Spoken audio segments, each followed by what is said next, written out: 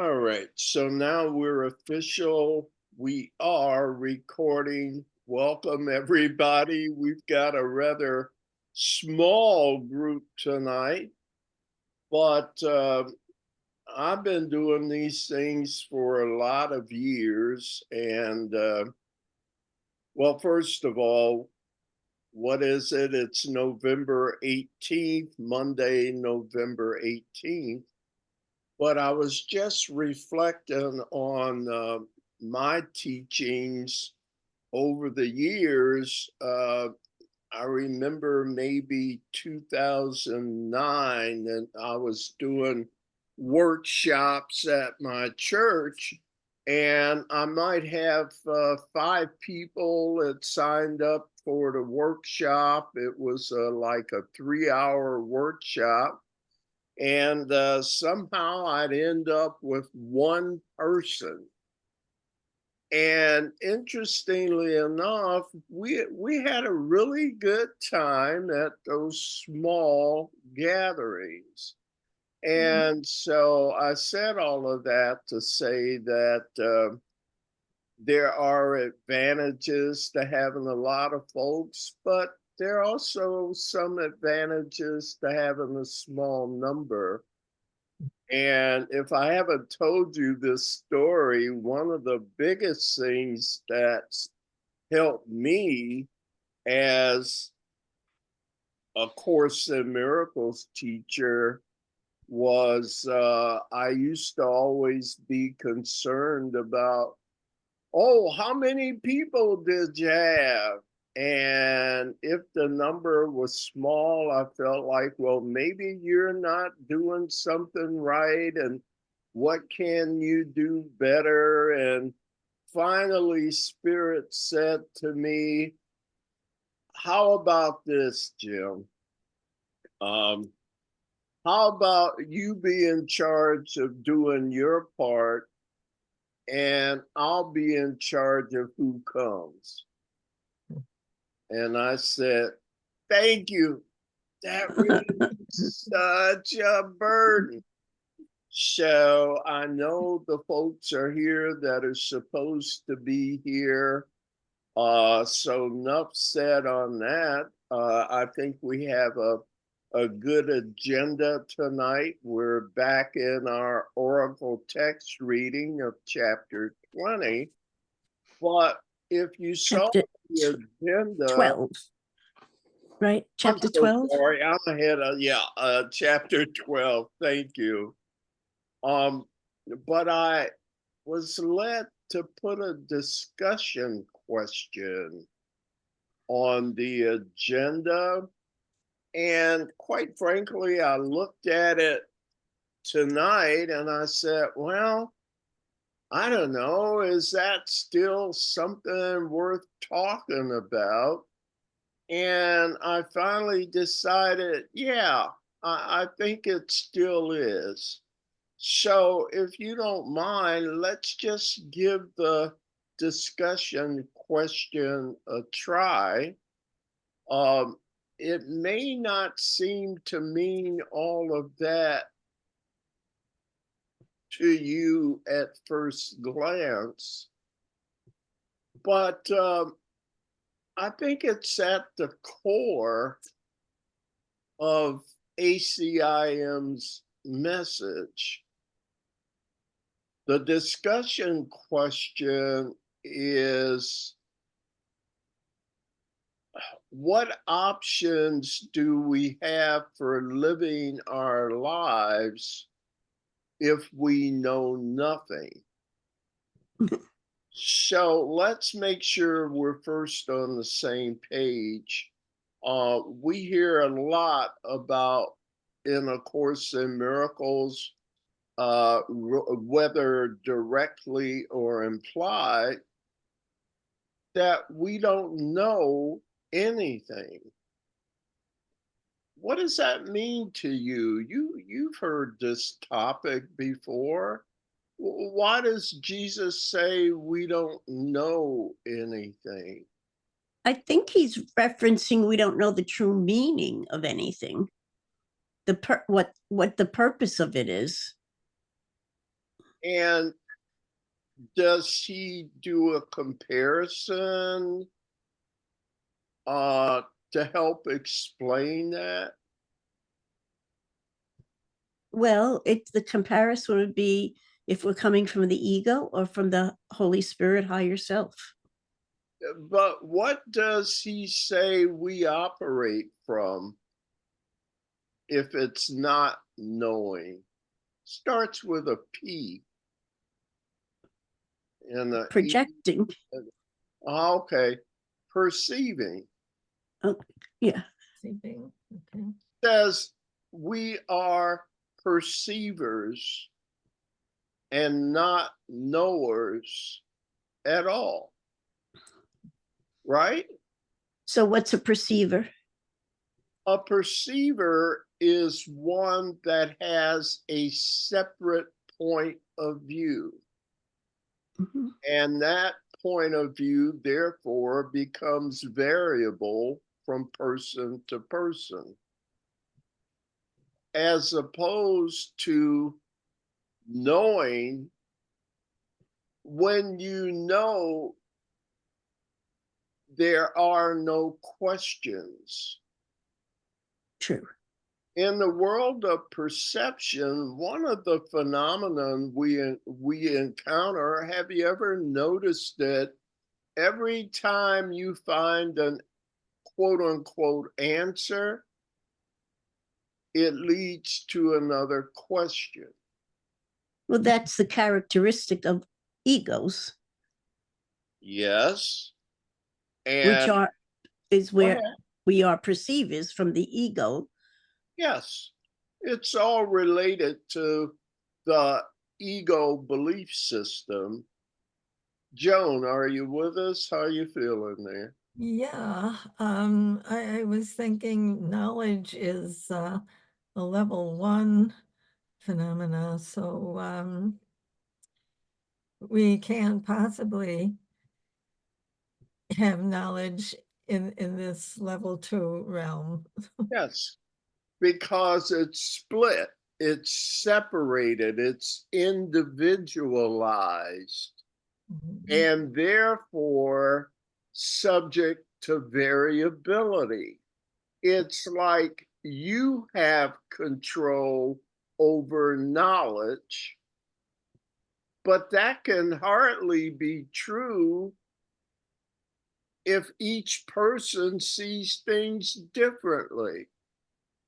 Mhm. So if there are all of these different points of view, you're still left with a question. If there are all these different answers, doesn't that lead you to wonder, why are there so many different answers? If this is true, why isn't it true for everyone? And Because when, it's not absolute. aha, it's relative, isn't it? Yeah. And so perception is relative, which takes it out of the realm of absolute, which is the realm of knowledge. So, by virtue of, if you will, this ego identity, this origination of individual selves with autonomous thinking, okay, just by the very nature of the tiny mad idea, it appeared to break reality or truth into splintered parts. And so, who does know, as opposed to having an opinion? Am I losing anybody? Not many of us to lose.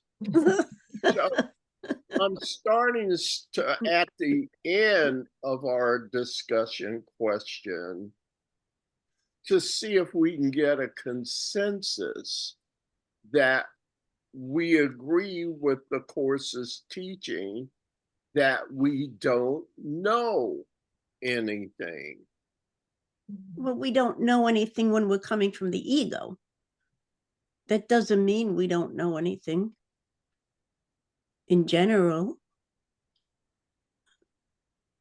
Don't you're saying who does know? What does know? Doesn't our higher self know? All right, so we're back to this again. No, it doesn't. Well, no. I'm finding I use this principle quite often. Let me just say it. We agree that we have a higher self. Yes? Uh-huh. Right. Yes. Is your higher self an individual? No. No. So when you look to your higher self, how many of them are there? One. Okay. It's not splintered. Right. But there And is that part therefore, of us it, that does know. yes, but not within the personality orientation Correct. that most of us believe we live in. So when you say, I have to think about it and come up with an answer, unless you ask the right guide, you can't possibly come up with the right answer. Right. Because the guide you're using, the ego, is an individualized, autonomous, cares only about itself. It has no real relationship with others other than transactional, or in order to achieve my individual goals, I'll interact with you. So it's going to give the wrong advice. I'm back to the idea that my higher self answers for all because it's not devoted to this individualized notion. Am I getting too deep? Because we didn't get to the first part of the question yet. We didn't? No. Oh, I thought we So, did. here's the point. Okay. If we can agree that we know nothing, what are the options for living our lives? But Just we go ahead. don't, we know nothing only as an individual personality, but that's not, the option would be to not live from that. I agree. And really, that is a very salient point for most people to, a difficult thing for most people to grasp. And not only grasp, but even when we grasp it, we don't want to do that. Yeah, because the ego is really up at arms over a notion like this, and says, I won't stand for it. Do you know how many ways I can disrupt that or attempt to? So a certain diligence is required in order to live our lives not as an individual. I heard a lot, I think it's from a Buddhist saying that really sums this up. No self, no problem. Now you're getting to some of the other silver linings. of what at first may seem a disastrous decision. Well, it is disastrous to the ego. That's It's right. the end. It's the end of the ego. Okay. So my ego is freaking out over this new decision we're attempting to make. But if I don't know anything, I can be taught.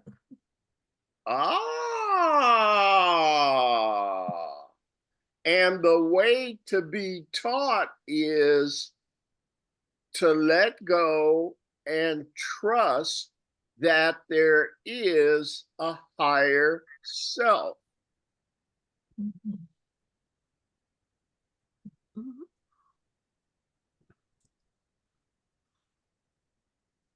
That is the way I've been really trying to live, and I'm still alive, and I think I like it. One of the things is, as you were saying, Dee, you become carefree. Whatever is going to happen is not up to me, Jim or Dee or Joan or any other names I could mention. So why even try? That's what I'm saying. What are our options if we don't know anything? And Joan, you hit on the silver lining. It reminds me of in the East, in India, uh, according to my friend Sadhguru and others, they have about 1 million gods in India.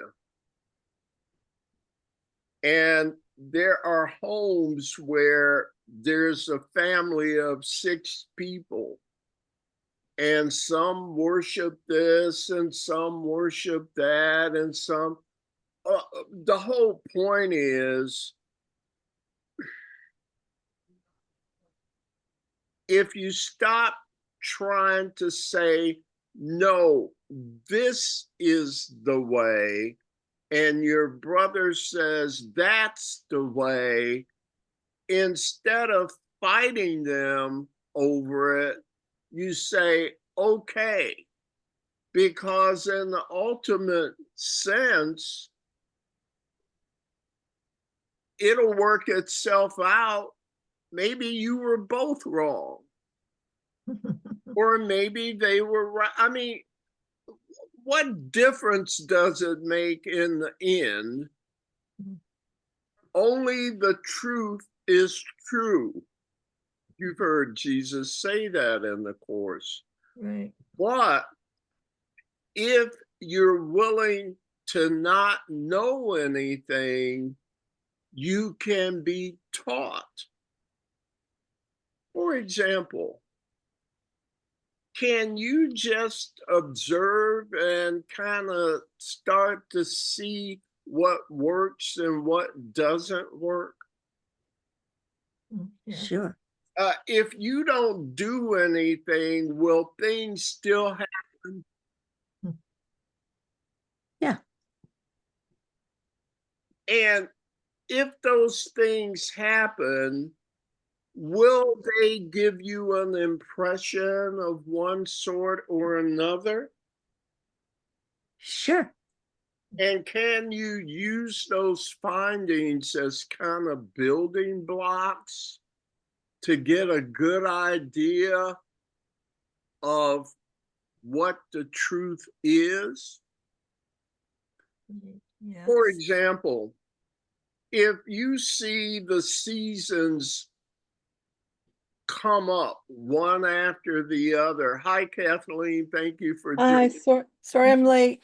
That's all right. We're on our discussion question.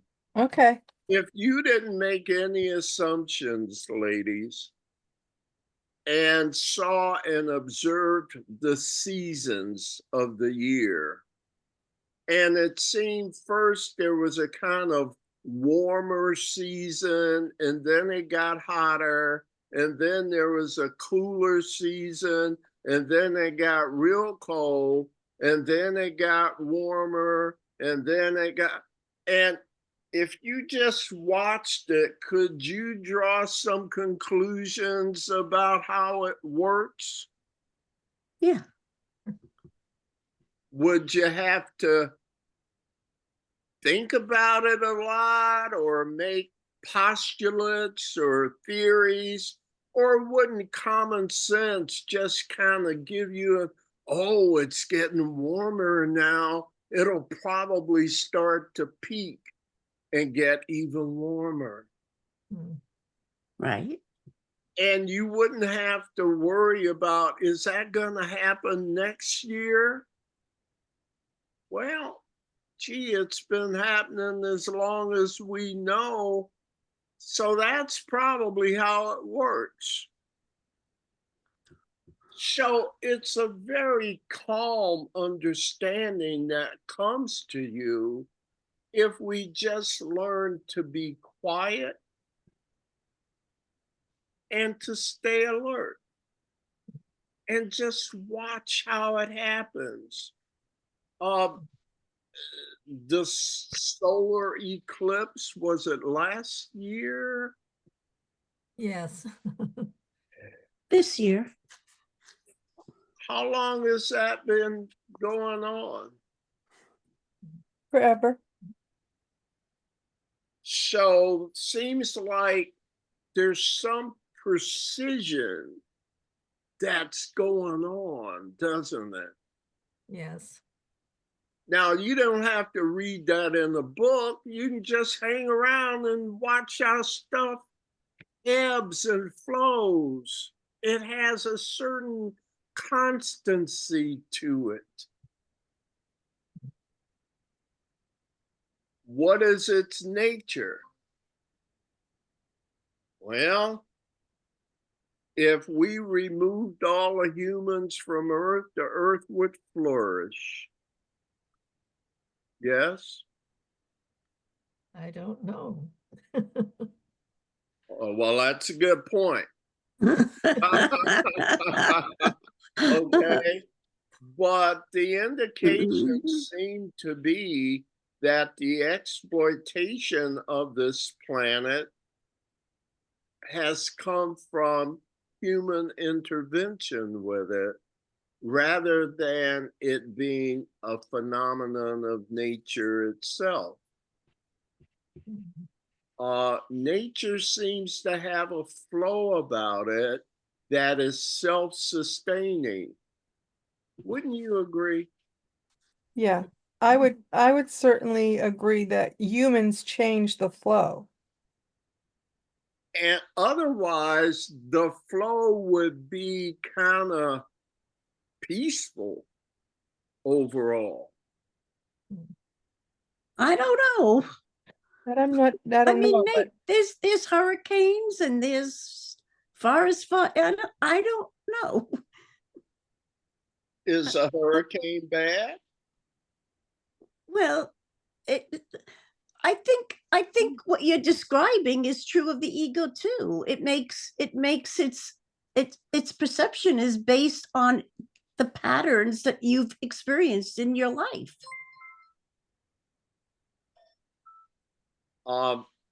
And yet it continues not to like the patterns, not to accept them, to want to change them. Right. That's But the difference. Go ahead. Well, if you're not happy with, I mean, if you're not happy with the way your life is going, then I think that's being open-minded to say that perhaps there's another way, and I don't know it. Correct. And you're helping me to make my point. Maybe it's that you haven't let go and gotten on board with the master pattern For that's sure. causing the grief and the pain. And what what the course is asking us to do is Jesus will ask quite often something like, based on your track record so far, resign now as your own teacher. Because what Absolutely. you've been doing is not working. That's what made me give this a try. Okay. And Exactly your that. common sense, keeping it real, your common sense would tell you that. For example, and I'm going to close out. See, it was a good topic, right? Right? Sure.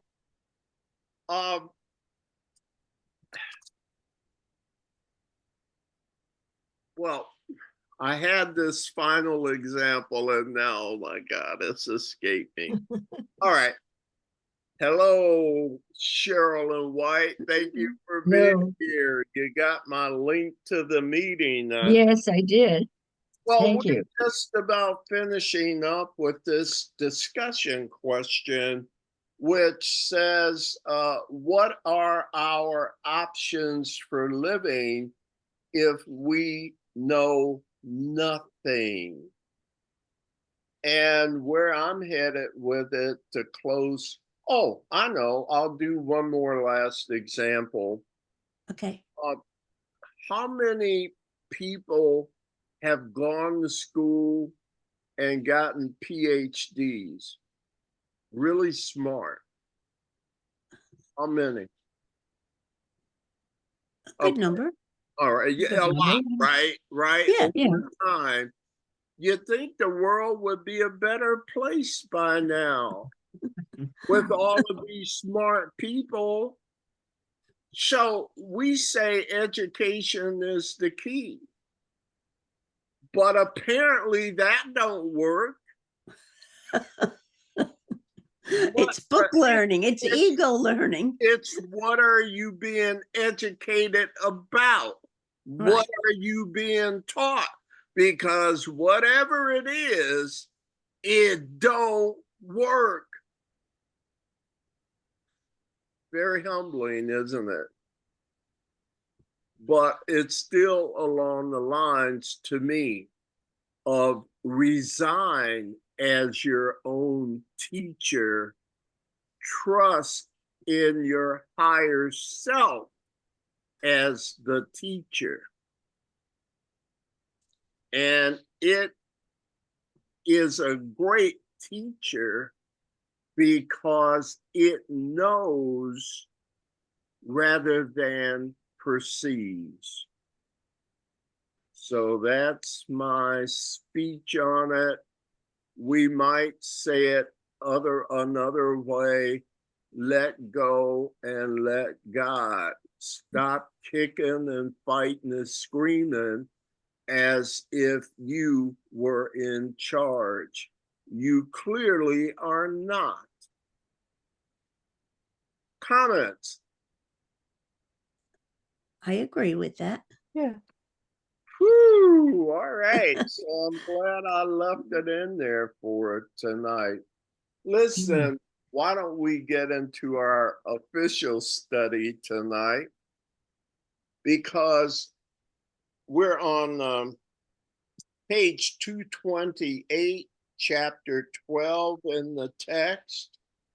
And we're still in this section called the vision of Christ. And, you know, I can be long-winded sometime, right? I mean, occasionally. Nah. But why don't we get our reading list? Because I want to talk to you guys about the very first few sentences. I think there's a lot there to unpack. At any rate, Dee, would you be our first reader? And Sure. then Joan. Joan, you feel like reading? You good? Yeah, I think I can. All right, dear. And then Kathleen, please, number 3, Sherilyn 4, and I'll be reader 5. We're on page 228, and we'll just pick up at paragraph 3. That's where we left off Mhm. from the last time we studied. So Dee, would you do that first paragraph? Yeah, I was looking at when you said we're going to read the first sentence. I was looking at the first sentence of the first paragraph, and that sums up what we were just talking about from your question.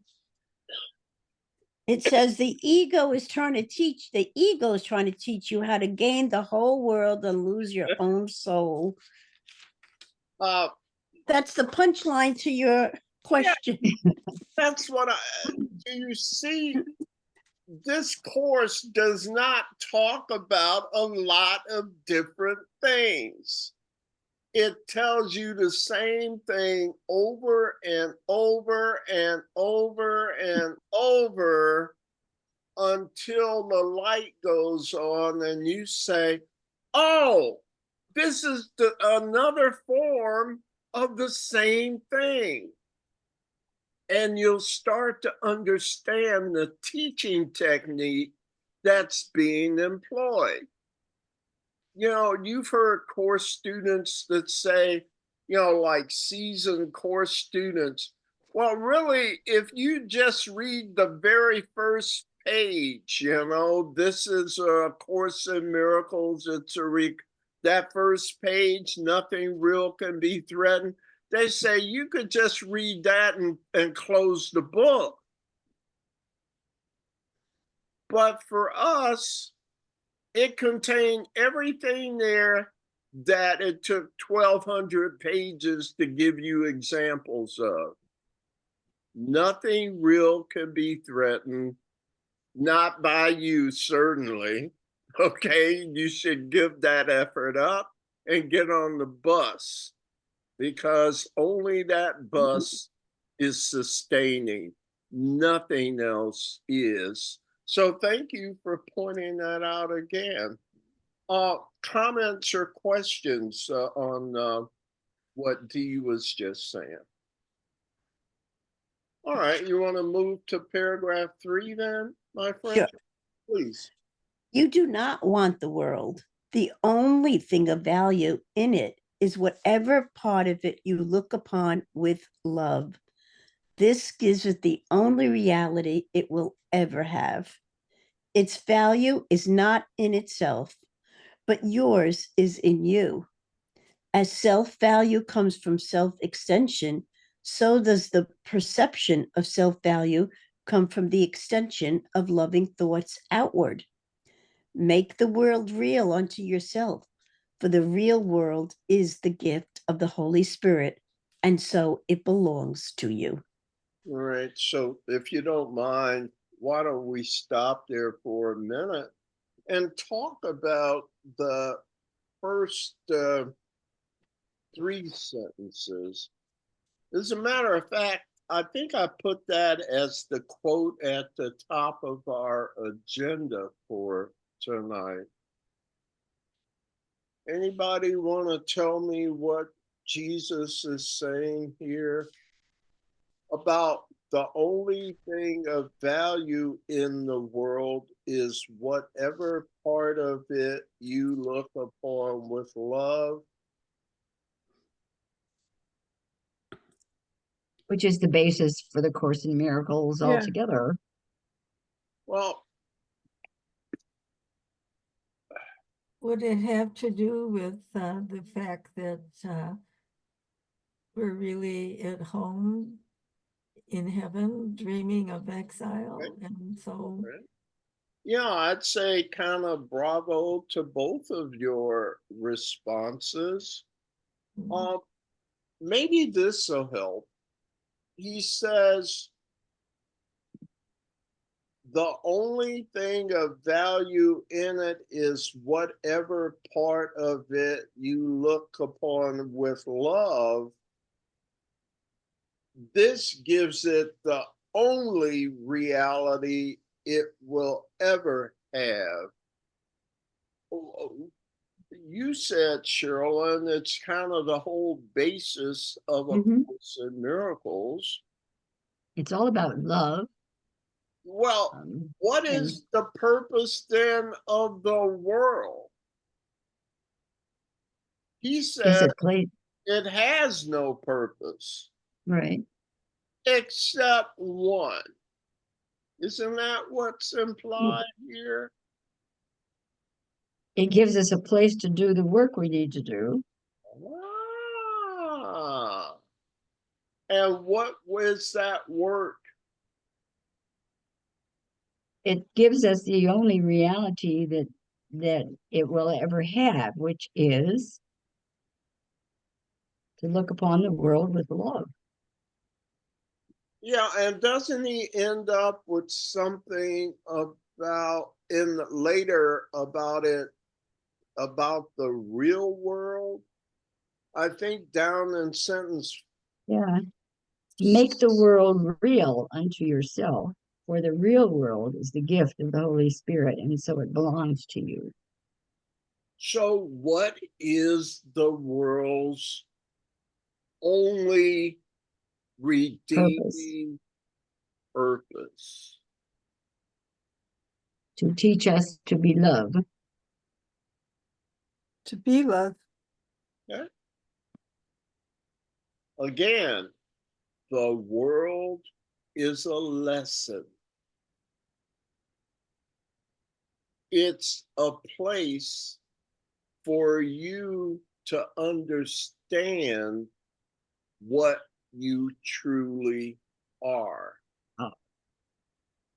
And a lot of times, the way we would explore and use this openness to find out what we are is to bump up against things. So our conclusion is that's not it. Sometimes the way to find out what you are is to show you what you are not and can never be. Is this world a good place to do that? Yeah. Yeah, it's pretty good. Great Is, opportunities. is it a safe place to do it? Yeah. Depends if we're coming from the ego's perspective or the truth. It Yeah. doesn't seem like a safe place to do it from the ego. I understand, but here, let's to speed along. I'm generally I'm saying in truth. Yes. We know the ego's against it. Yes. But Okay. we In don't truth, want yeah. to focus on that as much as seeing through the ego and talking about the true purpose of the world. We agreed it could be a place to learn. Is it a safe place to learn? Yes. Yes. Why? Because nothing's really happening nothing is changing about us, the truth of our being. Yeah. Because Okay. no matter what happens in the world, it doesn't change the truth. What is real is real. So you can experience the worst atrocities, but it doesn't change who you are. Does it hurt? Up to me. In your human mind it may hurt, But but there is no human mind. right. So yeah, so it doesn't.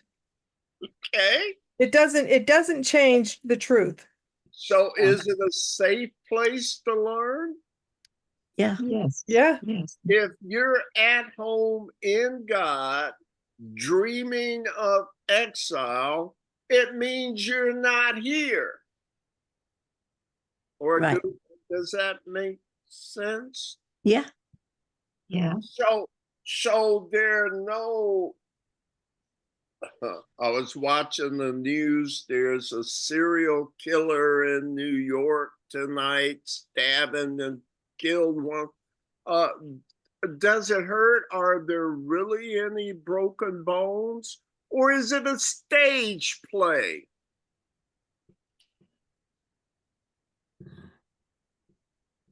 What a great idea to give you the freedom to bump your head and make mistakes and search of your own volition while keeping you perfectly safe at home. The Course says the world is a dream. And you're starting to go, thank goodness, right? Yeah. Kept me safe to finish my exploration. You see, it's not enough to mandate what you are.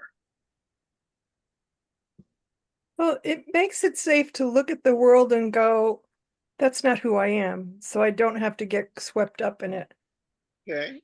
I can experience it, but I don't have to be, I don't have to be threatened by what's going on, because when I'm no longer here, that's not going to, it won't exist.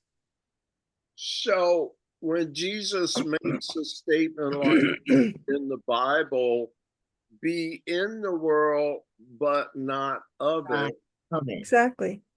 it's because you're not here. So all So of could we, that, dude, so could we even make any mistakes? Not the really. perfect make mistakes. No. That shows how screwed up we are. Well, you can make mistakes, but they're not mistakes. They're just learning tools. Yes. And yet, even learning is an illusion. Right, right, Right. right, right. Okay. And the ego makes the mistakes horrendous when they're just like, oh, well. They are learning experiences in order for me to know for myself. Notice I said know Mm-hmm. the truth. It is a way of purifying my perception. So now I have a good idea in the realm of choice, which is another illusion. But in this realm of choice, I have the God-given gift to determine what works and what doesn't. Right. In the end, I'll find out that the only thing that works is love. And that is what the lesson is designed to teach. When you learn it is up to you. But that you will learn it is inevitable. It just depends on how many bumps and bruises you want in the process. And that's up to you. You can have all the bumps and bruises you want.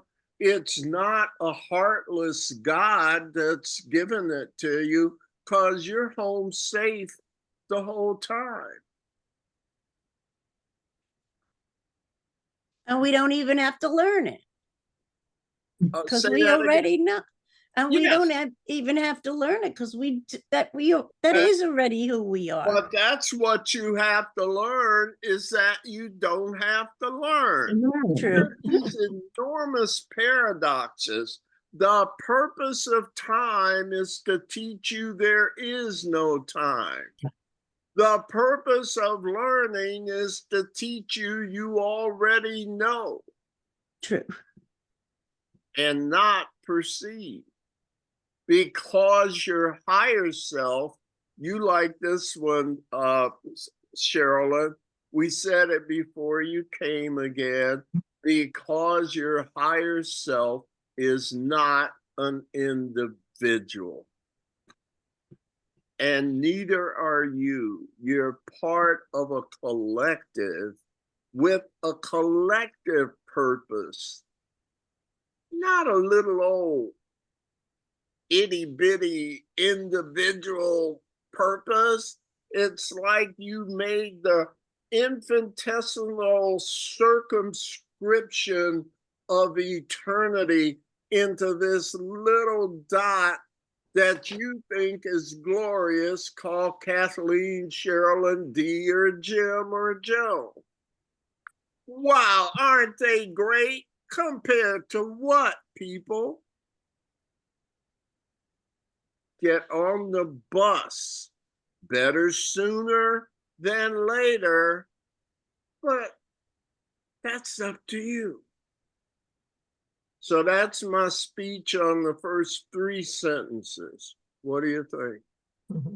Good. Excellent. Mm-hmm. Okay. This course does not discuss a lot of things. And thank you for pointing that out for us when we first started, Dee. The ego is trying to teach you how to gain the whole world. But what do you want it for? At what price do you want this thing that doesn't seem to work right? Shouldn't that give you a hint that something's wrong? Shouldn't flags go up? By the way, if you give up, if you just become a seeker, what is your highest thing that you would seek for? To awaken to the truth. And what if the truth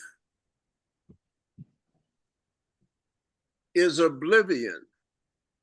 Would you like that ending? What do you mean? I don't know what. What if the truth is it's oblivion? You're gonna dissolve and be destructed. And what if it's really pitchforks and fire and damnation? It may be, but what is your desire? How do you want it to end up? What is your will about it? I hope it ends up good. Don't you? Yes. Who here hope it ends up bad? Who here wills that it end up as a disaster? Nobody. Don't you see that if you take off all the other encumbrances, thank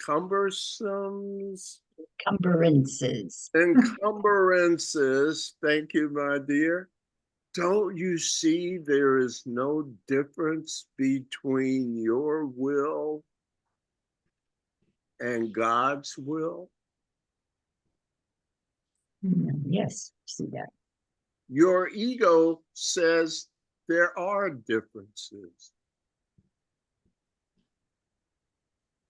But if you just get out of the way, that's all you got is will. And who wills for a disaster? Anybody you know? Mhm. Even the serial killer wants to be happy. But all our definitions of what happiness is different.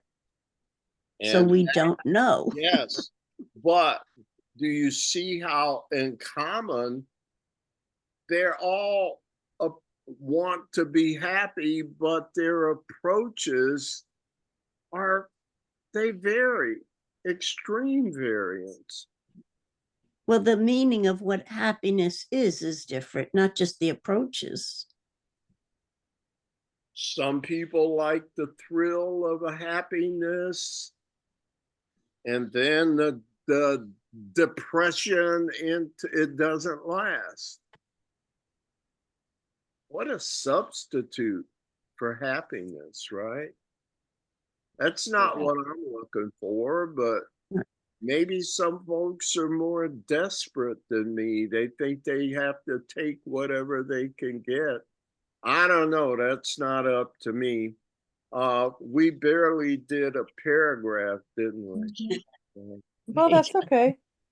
Yeah, I think we covered a lot. Yeah, That's a Maybe lot not to in, think not on. in form, but in content we Yeah. did. yeah.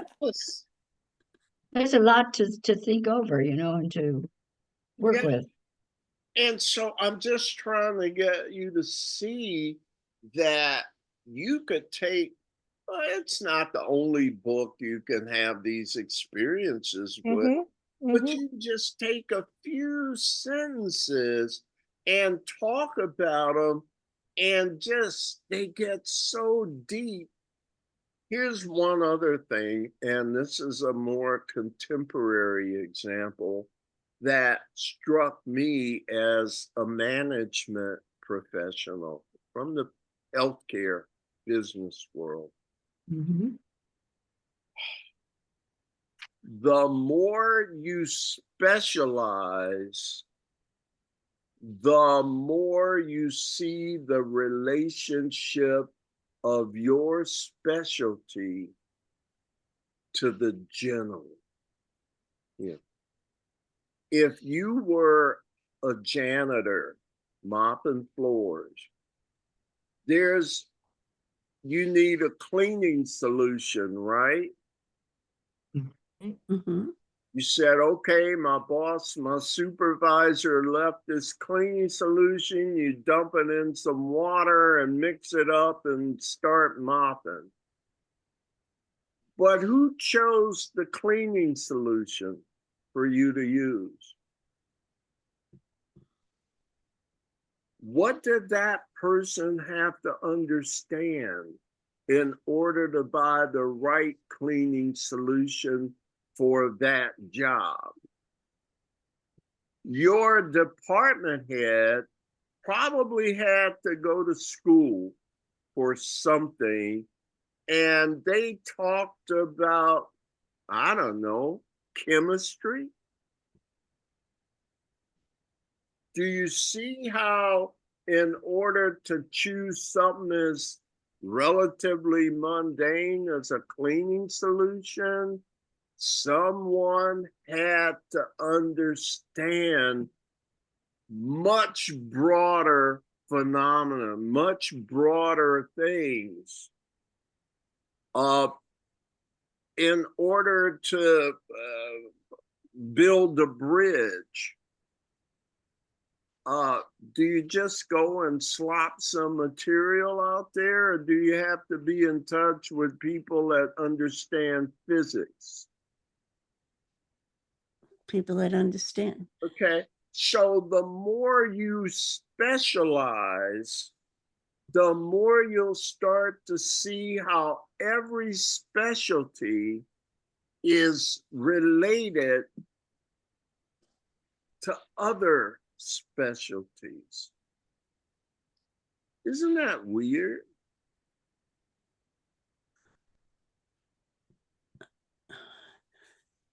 Well, that's to me showing that there is a place for the worldly then. A place for what? The worldly, the physical world that we're saying is not real. Yes, but it has some things in common that teach the same principle that is in existence in level one. And Yes. that is that all things are related. Okay. That's why if you throw a pebble in a pond, it impacts the ocean. Have you heard that before? Sure. Yeah, all of you? Or is that new, or you disagree? it may be at levels that are imperceptible to you.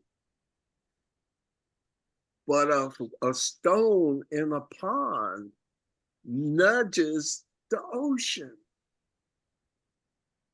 And the activity of the ocean, the activity of the moon has an effect on the ocean.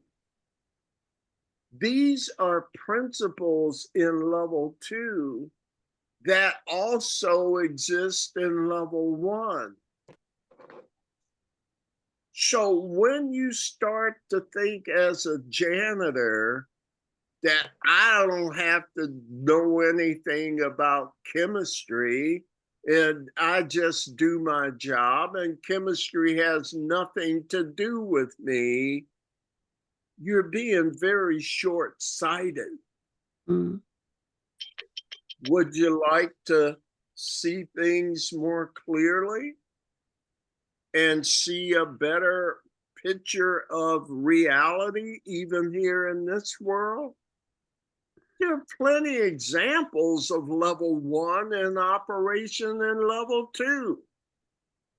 And that is the value when you start to relate and live your life as though things are related here.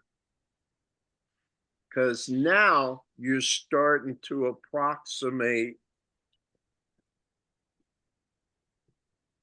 It's like heaven on earth.